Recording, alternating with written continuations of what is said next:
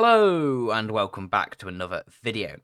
Today we're going to be taking a first look at some upcoming Sand River map changes, and they're pretty big. They're focused on the north of the map, which is something that hasn't received a large rework for a very long time, and they are going to change the entire way the north of the map plays. So, on the screen right now, I have an image that is of the current Sand River. Now, you have positions up here that tanks play into, positions up here tanks play into.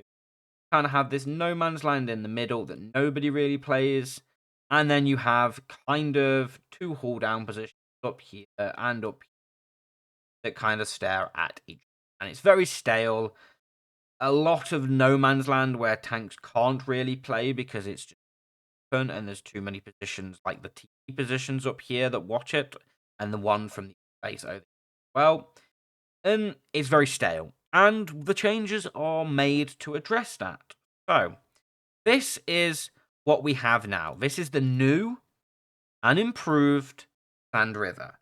So, what we now have is this entire northern position, which I'm going to kind of sketch out, is no longer playable. They have basically blocked it off, and now the playable positions are kind of down here, low ground, which is definitely a positive change. And let's actually look at what that means. So, we are now going to have a hull down position over here. And then basically an opposite hull down position over here.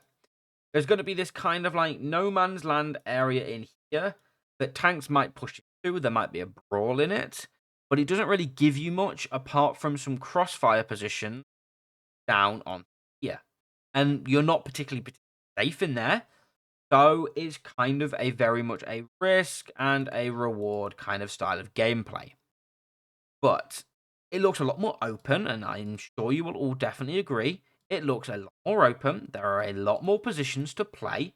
We're talking this entire no man's land in the middle that was existing previously is now gone. Not only because they've raised the height of the land here, so that this no longer has shots, they have also added lots of new little positions in. So, if we have a look, and my pen decides to work, we've now got a rock. Yeah, we've got some destructive houses in. We also have this new rock in here. We have some new little ridge lines. We've got rocks over here. We've just had a lot of new little stuff. We've also got a rock here. But has allowed tanks to play slightly more aggressively and play off these. So, let's have a little bit more of a look from a top-down view, so we can kind of get a bit of a better idea of where some of the lines of fire might be. So let me change my color of pen to red, and we can look at those. So this is what it looked like previously. We had tanks up here that would shoot at each other, tanks that here would shoot at each other. This entire area that I've circled was unplayable because it was just simply watched by too many different angles, and it basically made a lot of stale, stagnant gameplay with lots of positions. Well, that's changed. This is what we've got now. So, as I said, we've got this kind of like no man's land area in here. But then we're going to have this kind of whole ridgeline here, which looks like a kind of hull down. So we're going to put that. Then, to counter that, we've got a lot of positions like here and into here, as well as into here, which look like they're going to be on the lower ground. So what I'm starting to see already is it looks like the way the North is going to be played and has to be played is that the Southern team, we've got forward a slide, here we go. The Southern team is going to play aggressive, and they're going to play aggressively into here and underneath this ridgeline. Because they're on the lower ground, down here, and up here is the high ground. And what they're going to try and do is deny this high ground position from having any form of relevance. And if they get underneath the gun line, so if they get underneath here, this high ground is going to be irrelevant because it's going to be covered by tanks playing, into kind of areas over here and over here.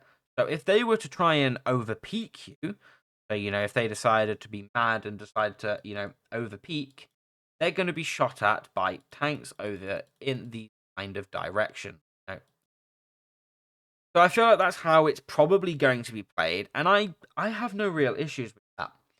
It's going to be very risky, and it could be that the northern team, sorry, the has the high ground, just simply decides to fuck you, play aggressive themselves. In which case, you just kind of have this whole death area where anyone from the northern team who's pushed in just kind of dies and gets overpushed. But it's a little bit corridory, and they've kind of made a corridor without making a corridor, which is a little bit sneaky because in a way it very much just forces tanks to kind of play in this kind of area here, whilst creating a lot more positions to play. These rocks, these houses, this rock, this rock. It's created a lot of crossfire position corridor. Yes, it's done that. I do not deny that. However, it's kind of forcing tanks to play exclusively in this corridor, which is not the greatest style of gameplay.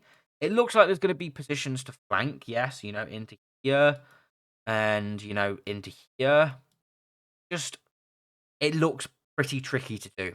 It looks like there's quite a lot of crossfire positions still remaining on any tanks trying to break the corridor style gameplay that I just don't really know how it's going to work. And do bear in mind, we're not actually going to see how this really works until we actually get to play on the thing. But currently from these images, I don't have a lot of hope. So, this is previously, which we are just going to skip over. This is what it looks like now. So we get a nice idea now of how this hull down is going to work. And this area is definitely going to be on the high ground that is going to be pretty strong at denying tanks that kind of play in the areas down here. However, we can kind of see how it is going to be beneficial for the team over in this spawn to play quite aggressive in areas and kind of play underneath, because they are not going to be as vulnerable from the enemy base, because they have these whole areas and these whole mounds here which are going to cover them. And this hull down then becomes kind of irrelevant. As I've already said, I think that's probably going to be the way this map plays. And I'm not really sure if that's going to be great, but it's different, right? Whereas previously, you kind of had your hull down stale scenario up here and here. So, it's creating some more diversity in the fact that it's not just like up here. It's, there are a lot more positions to flank around because, these big blocky builds here do prevent a lot of flanking players. So it's open, more open. So it does create the opportunity to have those more flanking players. As to whether they materialize, we'll have to wait and see. So once again, this is previously. We'll skip over. This is what it looks like now. So I don't really know whether they've tried to make this area here equal to this area up here, because from what I can see right now, it's definitely not going to be.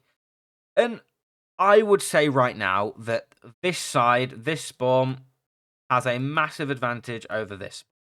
Like, they just do. Just because they have the high ground, they have a hull down, and they have more crossfire. Whereas this side has the low ground.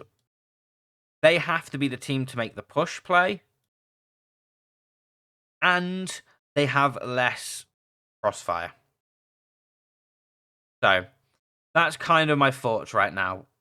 Basically, I think that this side over here, could do with a little bit of a rework, giving it some more high ground, kind of make it a little bit less corridory. Maybe having some kind of like big mound down here kind of excludes the bases being able to play, so that you could play like along here. That might be quite interesting. But at the end of the day, it's all up to wargaming. And we'll have to wait and see. These are very early days, but I think that this has some positive aspects. So, to conclude, let me get my red pen out and let's give it a mark. So, I don't particularly like this kind of hull down area up here and this kind of entire area here. I don't really like those.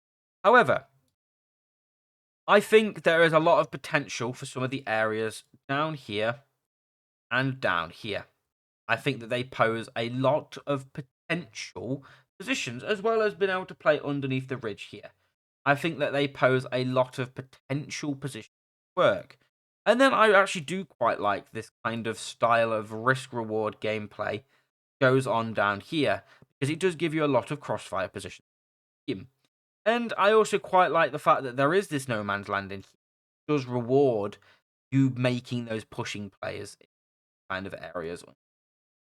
So that's my conclusionary thoughts on this new Sand River changes. I think it needs some work still. I feel like one side is going to have a big advantage over the other, which I don't agree with. And I think it's a little bit too corridory. I would like Wargaming to commit. It looks like they've kind of half-heartedly committed to creating a diverse, non-corridor styled gameplay. But in doing so, they've kind of created a pseudo-corridor. I would like Wargaming to commit to creating a diverse, uncorridor styled northern side of Sand River properly. And I'd love to see what they come up with. So, do let me know down in the comments. Do you agree? Do you disagree with me? Do you think that Sand River, these new changes are actually okay? Or do you prefer the old map?